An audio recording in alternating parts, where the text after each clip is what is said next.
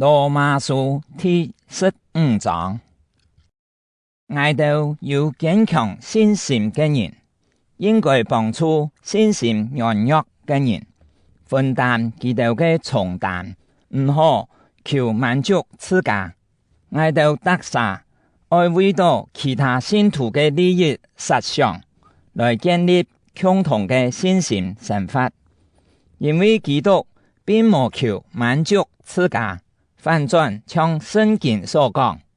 這條辱罵你嘅人所發出嘅辱罵全部落在我嘅身上。聖經嘅話，攏總係為到教我哋來寫嘅，目的係愛我哋對聖經所教嘅忍耐和鼓勵來得到希望。認識忍耐和鼓勵嘅上帝幫助你哋，本你哋通過學基督耶穌嘅榜樣，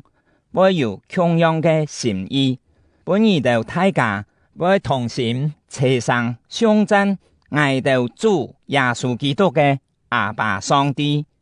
所以你哋愛彼此接納，像基督接納你哋一樣，來榮光上帝。我老你哋講，基督為到愛顯明上帝嘅信實，是做個猶太人嘅僕人，本上帝對這條促進嘅應許得到實現，同時本外邦人也會相讚上帝嘅憐憫，像聖經所講。所以我愛在外邦人中相讚你，我愛唱歌相讚你嘅名。聖經又講，外邦人啊，愛同上帝嘅子民共下歡喜。又講，所有嘅外邦人啊，愛相讚主，天下萬民啊，你都愛相讚佢。以賽亞也講，我要耶西嘅後代出來，佢愛興起來統治外邦，外邦人攏總會仰望佢。認識希望嘅上帝，因為你哋對佢嘅信心，本你哋充滿各種嘅歡喜和平安。通過聖靈嘅能力，本你哋嘅希望一直增加。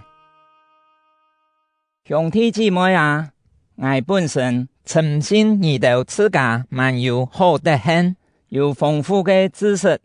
也會互相勸勉。總係在這封信嘅地位，有道問題，我還是好膽提醒你哋。我按樣實話實講，係因為上帝特別施恩本我，使我做基督耶穌嘅僕人，在外邦人嘅中間工作。我像祭司一樣講論上帝嘅福音，係愛伴外邦人通過聖靈嘅生活，成就上帝歡喜接納嘅祭物。結果我認為在基督耶穌嘅名下，對上帝嘅侍奉啥有可誇口。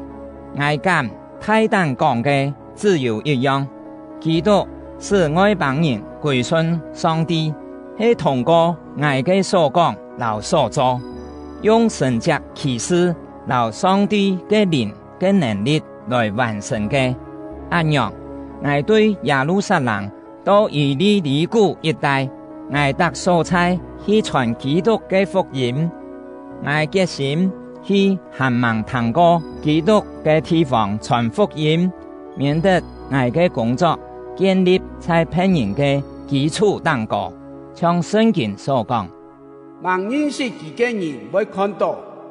盲通過佢嘅人會明白。我好多擺愛去你哋嘅位，總係讀到主動。這下既然我已經完成一帶嘅工作，訪問你哋又係我多年來嘅心願。我希望在去西班牙嘅時，順路去看你哋，同你哋歡喜氣息一餐時間，然後將在你哋嘅幫助之下繼續向前。總係這下為到攻擊聖徒嘅事，我一天愛先去耶路撒冷，因為馬其頓和亞該亞嘅教會有落建一筆錢，愛幫助耶路撒冷聖徒中嘅窮苦人，佢哋千歡喜按樣行，其實也係佢哋嘅義務。既然猶太人基督徒本外邦人分享屬靈嘅恩賜，外邦人也應該用物質來幫助佢哋。等我辦好這件事，將佢哋所捐嘅錢交代清楚，我就會經過你哋嘅位去西班牙，我去探訪你哋，一定會帶本你哋基督豐盛嘅祝福。兄弟姊妹啊，靠我哋嘅主耶穌基督通過聖靈所賜嘅愛心，我求你哋同我共下迫切為我懇求上帝，使我唔會被在猶太街道唔信嘅人害到，也使我在耶路撒冷嘅救濟工作會得到聖徒嘅歡喜接納。上帝那肯，我就會歡歡喜喜去看你哋，在你哋嘅位休息一餐時間，願賜平安嘅上帝同你大家共下，阿們。